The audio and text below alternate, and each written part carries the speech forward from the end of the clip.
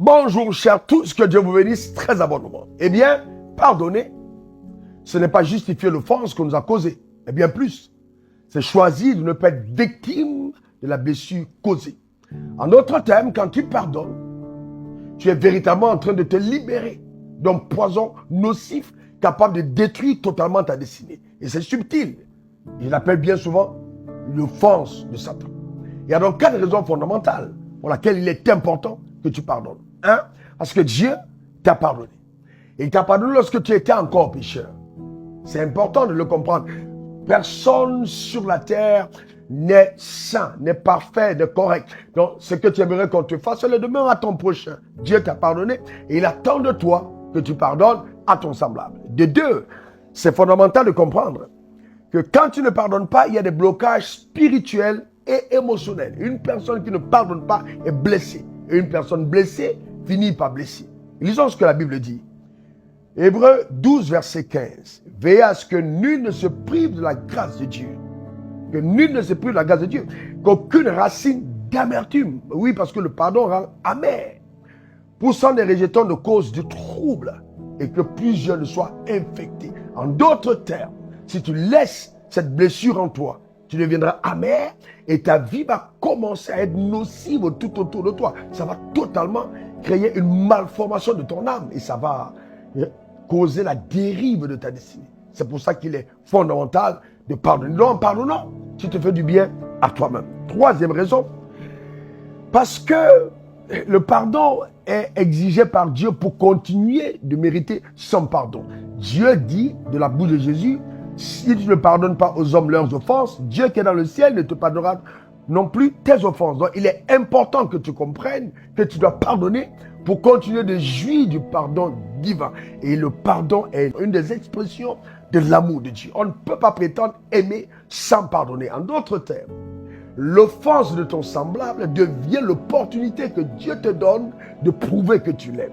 Et ça, c'est vraiment quelque chose de profond. Généralement, les personnes qui n'arrivent pas à gérer les relations qu'elles ont avec les autres démontrent leur immaturité spirituelle. La maturité consiste à savoir pardonner. Je te donne une clé sur le 4e point.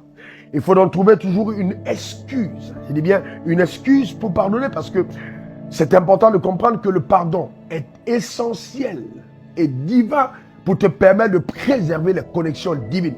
Toute personne que Dieu fera entrer dans ta vie, tu auras besoin de pardonner à cette personne parce que, eh bien, cette personne ne sera pas parfaite pour pouvoir jouir de ce que le ciel te réserve au travers de cette personne. Et ça, beaucoup de personnes n'arrivent justement pas à aller dans cette dimension de profondeur. Il peut arriver que quelqu'un que Dieu fait entrer dans ta vie t'offense. Commençons même par le conjoint. J'ai vu des hommes et des femmes qui n'arrivent même plus à se parler parce qu'il y a de l'amertume. Il y a des hommes qui sont amers contre leur femme. Et la Bible dit que tu ne dois pas t'aigrir contre ta femme. Il y a des gens qui sont amers contre leur patron. Il y a des gens qui sont amers contre des personnes. On fait du tort, c'est vrai. Cette personne t'a violé, cette personne t'a fait subir tellement de maltraitance que tu as envie que le feu de Dieu descende sur la personne. Mais entre-temps, quel est l'esprit qui te motive? Est-ce que c'est vraiment Dieu? Ou alors, c'est Satan qui veut passer par toi pour détruire une créature faite à l'image et selon la ressemblance de Dieu. Je prie de tout mon cœur que par la grâce divine, dans le nom suprême de Jésus, quelle que soit ta position, que Dieu te donne de pouvoir jouir de l'immensité, justement, de la grâce qu'on obtient quand on pardonne véritablement. Tu ne peux pas imaginer la paix, tu ne peux pas imaginer la joie qu'il y a dans le cœur de celui qui pardonne. Et même certaines rides anticipées des visages froissés et pliés qu'on a souvent sont la conséquence de certaines amertumes. Relâche, s'il te plaît, laisse passer et laisse que la gloire de Dieu continue d'être visible au travers de ta vie et que rien n'empêche que tu puisses avoir accès justement à tout ce que le ciel t'a réservé.